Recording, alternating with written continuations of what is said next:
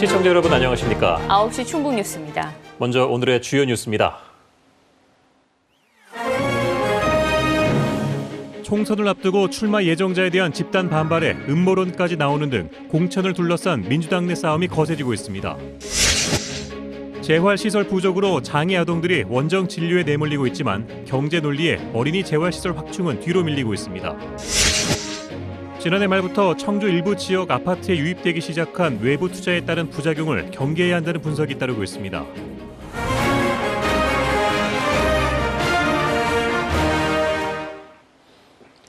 총선이 석 달여 앞으로 다가왔는데요. 여당인 더불어민주당 내부에서는 공천을 둘러싸고 팽팽한 신경전이 시작됐습니다. 등판도 하지 않은 출마 예정자를 반대한다는 일부 의원들과 당원들의 집단 반발에 공정한 경선을 막고 있다는 음모론까지 벌써부터 과열 조짐이 우려되고 있습니다. 보도에 이규명 기자입니다. 더불어민주당 청주시 서원구 지방의원들과 당원들이 한자리에 모였습니다.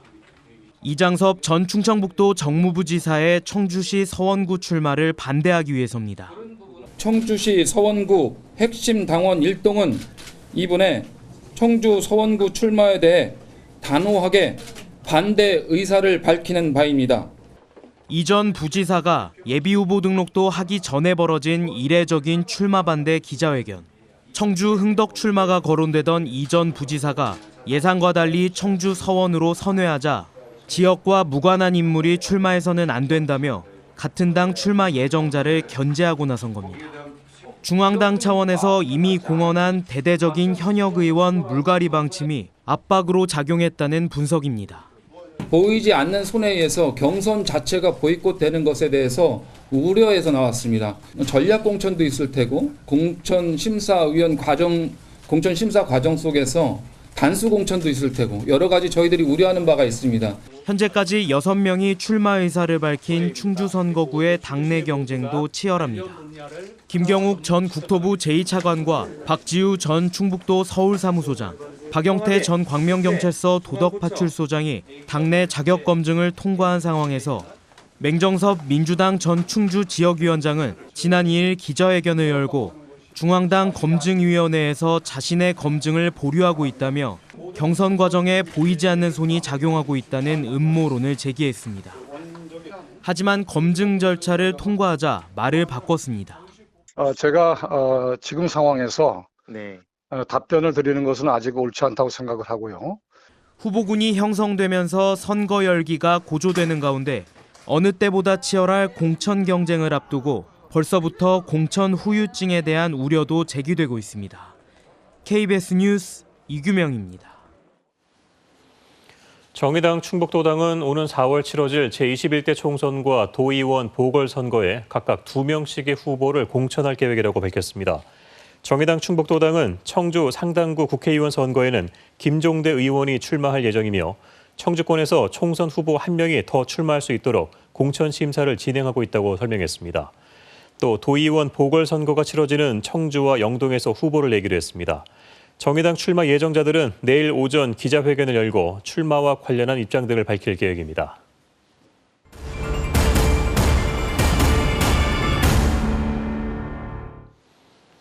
장애 아동은 성장기 재활 치료가 중요합니다. 증상이 더 심해지거나 다른 장애로 이어질 수 있기 때문인데요. 하지만 충북 지역은 아동 전문 치료 시설이 충분하지 않아 아이와 부모가 원정 진료를 떠날 수밖에 없고 이마저도 한계가 있다고 합니다. 먼저 실태를 최승현 기자가 취재했습니다. 뇌병변과 언어장애를 앓고 있는 8살 권도경 군. 오늘은 학교에 가지 못합니다. 재활치료를 위해 대전까지 원정 진료를 가야 하기 때문입니다. 차로 1시간을 달려 도착한 첫 번째 병원. 이거 해볼까? 이거? 피아노치기 해보자. 이것도 싫어. 다시 20여 분을 바쁘게 달려 이동한 두 번째 병원에서도 진료가 이어집니다. 이날 하루에만 들러야 할 병원은 모두 4곳. 이동거리만 150여 킬로미터에 이르다 보니 해가 저물어서야 집에 돌아왔습니다. 아이의 상태를 보고 재활 계획을 세워야 해 병원을 방문해서만 치료 예약이 가능하기 때문입니다. 집중 치료를 받아야 된다고 말씀하셨어요. 여기서도 그전에 그렇게 받았고요. 다른 병원에서도 아마 그렇게 준비가 돼야 되는데 청주에서는 지금 대기 기간이 너무 있어서 그렇다고 진료를 미룰 수도 없습니다. 제대로 치료하지 못하면 아이가 자라면서 다른 장애로 이어질 수 있기 때문입니다. 학교를 결석하고 생업도 미루고 원정 진료를 다닐 수밖에 없는 이유입니다. 하지만 원정 진료조차 치료 기간은 석 달을 넘길 수 없습니다. 병원 시설이 한정돼 있어 더 많은 환자를 위해 재활 치료 기간을 제한하고 있는 겁니다. 불안하죠. 이게 3개월 하고 나서 그 뒤에 다른 데로 갈 수 있다는 보장이 없어요. 저희 아이 같은 경우는 중증장애여서 거의 누워만 있는 아이거든요. 그러니까 이런 아이들 같은 경우는 거의 되기가 힘든 경우가 많아요. 재활 시설이 부족한 지역의 장애 아동들은 오늘도 고달픈 원정 진료에 내몰리거나 아예 치료조차 포기하고 있습니다. KBS 뉴스 최승현입니다. 보신 것처럼 충북 지역은 공공어린이 재활의 사각지대에 놓여 있는데요. 우리 지역에는 재활시설이 왜 충분하지 않고 장애 아동과 보호자들이 원정 치료를 감수해야 하는지 이어서 조진영 기자가 취재했습니다. 지난해 보건복지부는 문재인 대통령의 공약인 공공어린이 재활의료센터 건립 사업을 공고했습니다. 충남에 이어 전북과 강원이 사업자로 선정됐지만 충북은 경합조차 벌이지 못했습니다. 적자라는 이유로 공모 신청을 하지 않았기 때문입니다. 수요보다 재활병원이 많다는 게 충북도의 설명입니다. 최소한 70여억이 들어가고 추가로 들어갈 부분도 있고 또 매년 적자가 한 10억 이상 발생할 거로 예상되고 이런 부분을 전체적으로 봤을 때 그러나 충북의 재활병원은 대부분 성인 재활 위주이고 어린이 재활이 가능한 곳은 단 3군데뿐입니다. 환자와 인구 규모가 비슷한 다른 도가 공모 신청을 한 것을 보면 이해하기 어렵다는 게 부모들 반응입니다. 국가에서는 이제 배를 띄워준 거잖아요. 사실 예산을 절반을 지원해 주겠다고 한 거는 물에 빠진 아이들을 건져주라고 국가에서 배를 띄워줬는데 충북도는 배를 운행을 안 하겠다는 얘기, 기름값이 없어서. 전문가들은 어린이 재활과 성인 재활은 엄연히 다른 영역이기 때문에 똑같이 재활로만 간주해서는 안 된다고 지적합니다. 소아재활의 대상이 되는 아이들은 그 발달 과정에서 떨어지는 그 기능들이 있습니다. 그 기능들을 그 발달 수준에 맞춰서 순차적으로 재활을 해야 되는 그 필요성이 있고 여기에 낮은 보험 수가도 걸림돌이 되고 있습니다. 어린이 재활 환자들은 오래 입원할수록 보험 수가가 더 낮아져 병원 입장에서 비용 부담이 커지는 구조이기 때문입니다. 결국 의료기관의 공공성이 경제 논리에 밀리면서 한시가 급한 장애 아동들의 재활을 더 힘겹게 하고 있습니다. KBS 뉴스 조진영입니다.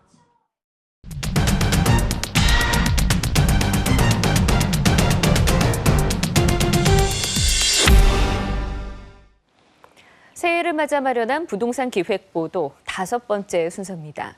청주 부동산 시장은 지난해 외지 투자자의 영향으로 큰 변화가 시작됐는데요. 이로 인한 실수요자들의 피해 등 부작용도 우려되고 있습니다. 하명구 기자가 보도합니다. 저 멀리 거대한 상가 건물과 고층 아파트를 보니 벌써부터 부자 동네의 향기가 나네요. 인터넷에 올라온 청주의 한 아파트 단지 소개 영상입니다. 외부 투자자들의 관심이 몰린 지난해 하반기부터 이 지역 아파트 단지 매매가는 크게 오르기 시작했습니다. 현지인들보다 외부에서 들어오셔가지고 많이 매입을 하니까 기존에 나와 있던 매물들이 다 소진이 되고 그러니까 물건이 없었다 보니까 이제 올라가는. 그러나 이 아파트 단지가 포함된 청주시 흥덕구의 지난해 전용 면적 3.3제곱미터당 평균 매매가는 900만 원을 넘어섰지만 서원구 등 다른 지역은 가격이 내려가거나 소폭 상승에 그치면서 지역별 가격 차가 커졌습니다. 또 외지 투자자들이 신축 아파트 단지에 몰리면서 준공 5년과 10년 이하 아파트의 평균 매매가는 상승했지만 10년 초과 아파트는 큰 폭으로 하락하는 등 양극화도 두드러졌습니다. 부동산 시장이 움직이는 경우에는 대규모 단지나 그리고 신규 분양 아파트 위주로 해서 가격 상승이라든지 또는 관심도가 고조될 수 있는 그런 여건이 형성돼 있다고 볼 수가 있습니다. 그러나 외지인들은 일정 수익을 올린 뒤 매각하는 특성상 가격 상승에 대한 부담은 지역 실수요자들에게 돌아갈 수밖에 없습니다. 실제 지난해 경남 창원과 광주 등 일부 지역에서는 외지 투자자들이 철수한 뒤 매매가 급락과 거래량 감소에 후유증을 겪기도 했습니다. 돈이 많으니까 이 사람들이 몰려다니면서 투자를 하고 여기에 따라서도 폐해들도 많습니다. 이 사람들이 몰려 들어갔을 때는 가격이 급등했다가 이 사람들이 빠져나갈 때는 또 가격이 급하게 조정을 받을 수도 있거든요. 특히 청주 부동산 시장의 경우 특별한 개발 호재가 없는 상황에서 수요도 한정돼 있어 외부 투자자들에 의한 피해는 더 커질 수 있다고 전문가들은 지적하고 있습니다. KBS 뉴스 함영구입니다.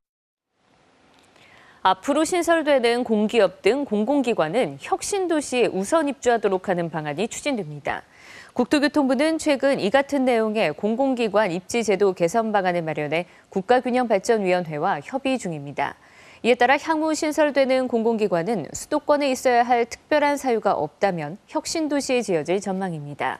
정부는 2005년 6월 공공기관 지방 이전 계획을 수립해 153개 공공기관의 혁신도시 등 지방 이전을 결정한 바 있지만 이후 지난해까지 신설된 기관이 133개로 이 중 절반 이상인 74개가 수도권에 입주했습니다.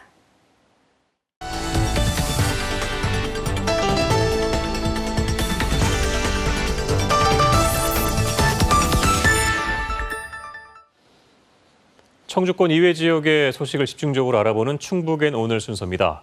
충북의 대표적 관광지인 단양군을 찾은 관광객이 1,000만 명을 돌파했다는 소식 등을 전합니다. 황주영 뉴스캐스터입니다. 2017년에 문을 연 단양의 만천하 스카이워크입니다. 남한강과 주변 경관을 한눈에 볼 수 있어 관광객들의 발길이 끊이지 않고 있습니다. 또 단양 팔경과 함께 한국관광 100선에 선정되기도 했습니다. 여기에 다누리 아쿠아리움 등 다양한 볼거리로 관광 단양의 인지도가 높아졌습니다. 이런 유명세에 힘입어 지난해 단양을 찾은 관광객이 1,067만 3천여 명을 기록했습니다. 역대 최다 기록입니다. 체류형 관광지로 변화하고 있는 점 등이 1,000만 관광객으로 이렇게 성공한 요인이라고 볼 수 있겠습니다. 금년도에는 또 단양 시간 여행이라던가 달빛 야행 등 이색 투어를 개발을 해서 새로운 관광 수요층을 발굴해 나갈 계획이고요. 단양군은 올해도 맞춤형 전략을 통해 관광객을 유치하겠다는 계획입니다. 보은군은 다양한 복지 사업을 추진합니다. 723억 원의 예산을 들여 노인복지와 국민기초생활보장, 장애인복지, 출산 장려 사업 등을 추진합니다. 특히 기초연금 지급 대상자는 8,817명에게 281억 원의 연금을 지원합니다. 괴산군은 인구 확대를 위해 귀농 귀촌인에게 주택 구입과 농업 자금을 지원합니다. 전입한 지 5년이 넘지 않은 만 65세 이하 귀농 귀촌인에게 연 2%의 대출금리로 최대 3억 원까지 지원할 계획입니다.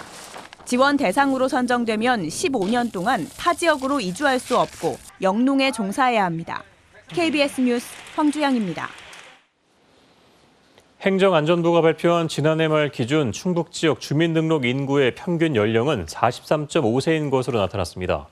이는 전국 평균 42.6세보다 0.9살 많은 겁니다. 가장 젊은 도시는 세종으로 36.9세, 두 번째로는 경기도와 광주가 40.8세였습니다. 충북의 경우 전국 8개 도 단위 지역 가운데서는 경기도와 제주도, 경남에 이어 네 번째로 연령이 낮았습니다. 이시종 지사는 대청호에 배가 다닐 수 있도록 규제가 완화돼야 한다고 강조했습니다. 이 지사는 오늘 확대 간부 회의를 통해 전국에서 가장 규제가 심한 지역이 대청호라며 청남대 관광 활성화 등을 위해 배가 다닐 수 있게 대청호 규제 완화 대책을 마련하려고 밝혔습니다. 또 충청북도의 최대 과제인 전국 대비 충북 경제 규모 4% 달성과 관련해서도 지금과 같은 추세라면 연내 4% 달성이 어려워 보인다며 투자 유치와 수출 확대 등 실국별 대책을 마련하라고 주문했습니다. 다음은 KBS의 이웃돕기 성금을 보내주신 분들입니다. 비상초등학교 학생, 교직원, 학부모들이 27만 5,530원, 청주시 영운동 7통에서 15만 원, 청주시 평생학습관 계절생활요리 수강생 11만 3,830원, 이형임님 10만 원, 남성유치원 교직원 9만 원, 중림 아이꿈 어린이집에서 5만 원, 서원고 1학년 학생이 4만 3,200원을 보내주셨습니다. 주식회사 수영건설에서 50만 원, 남일초등학교 23만 9천 원, 최창배님 20만 원, 청의회에서 20만 원, 청주시 금천동 청주탕제원 유필수님 10만 원, 하민호님 만원, 대길초등학교에서 4만 4,600원을 보내주셨습니다.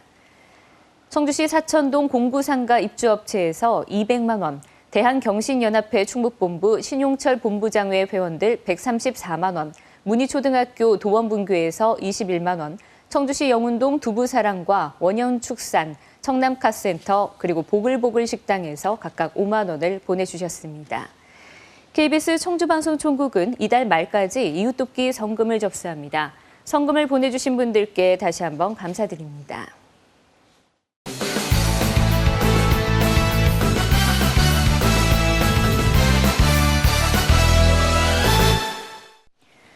사립학교법 등을 위반한 혐의로 기소된 박용석 전 충북보건과학대 총장에게 징역 1년 6개월이 구형됐습니다. 청주지방법원 형사 11부 심리로 진행된 오늘 결심 공판에서 검찰은 박 전 총장의 죄질이 매우 불량하지만 피해금이 정상 복구된 점을 참작해 구형량을 징역 1년 6개월로 정했다고 밝혔습니다. 충북 뉴스 마칩니다. 고맙습니다.